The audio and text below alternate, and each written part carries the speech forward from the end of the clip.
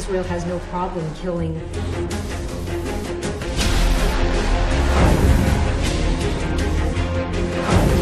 who don't see Palestinians as human beings. Help, and I hope there's more of that.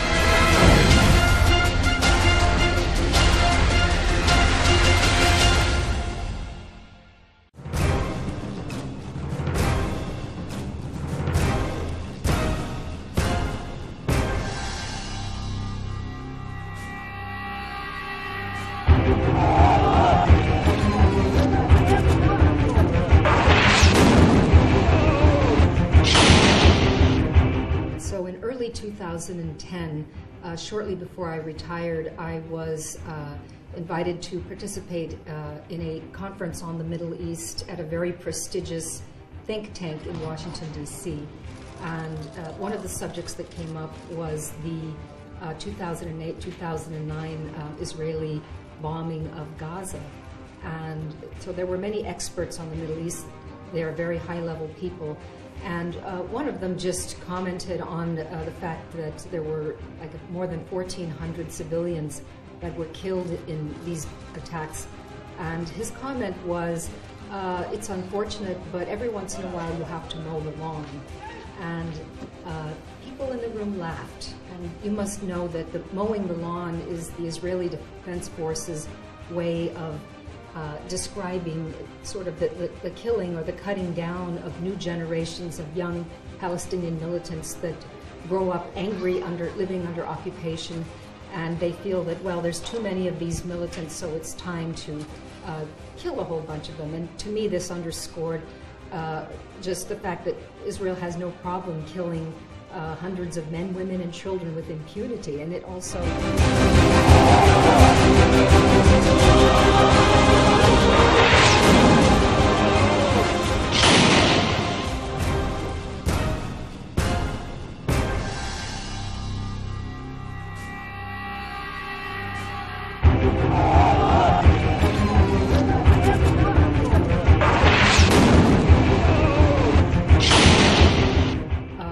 frightened me to see the callousness of the room. People were laughing at this like a joke. Oh, mowing the lawn, ha ha ha. You know, this is not funny. I mean, we're talking about civilian lives, innocent people, and we just saw the same thing in the summer of 2014, where more than 2,000 Palestinians were killed. So I think what we're dealing with here is we're dealing with a mindset of people in the United States at very high levels who don't see Palestinians as human beings.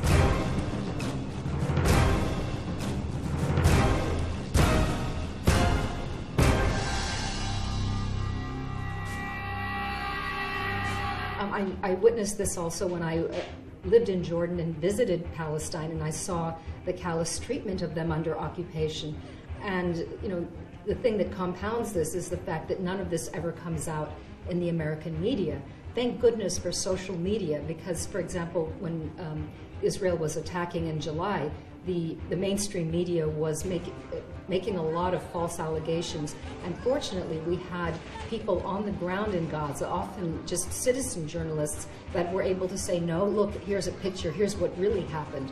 And so I believe that social media serves a valuable role as a check on the mainstream media, especially in the United States and in Western Europe, where some of the facts about Palestine are distorted. So.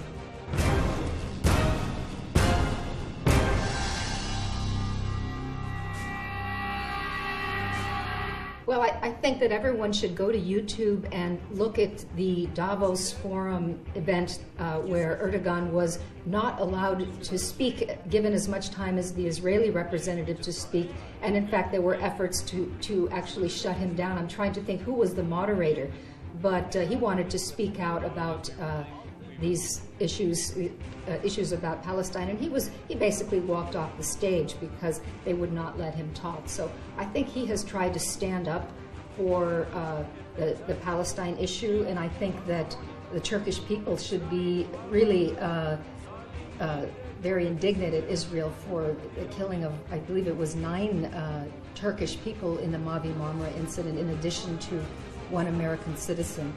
Really important for people to know the truth about Palestine, and social media can help, and I hope there's more of that.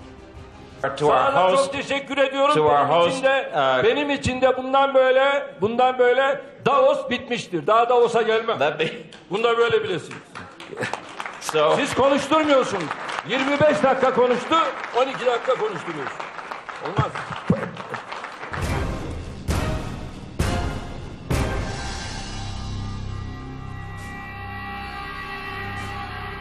Okay, so ISIS is featured a lot in the American media, and I think it should be clear by now to the American people that our government created ISIS. You can't imagine that there wouldn't be no reaction from the Sunni population of Iraq after they were marginalized, removed from power. The army was disbanded. These were all Sunnis. They lost their jobs. They simply regrouped, probably in Syria, under the former Iraqi minister Izzat Ibrahim al-Duri. I believe he was the one that was in charge of these people. And I think that this is just an example, this spreading of ISIS, the spread of terrorism. We have created more terrorism than we set out to fight. There was no Al-Qaeda in Iraq until the United States got there, and so sadly this is just a backlash from U.S. atrocities and war in Iraq.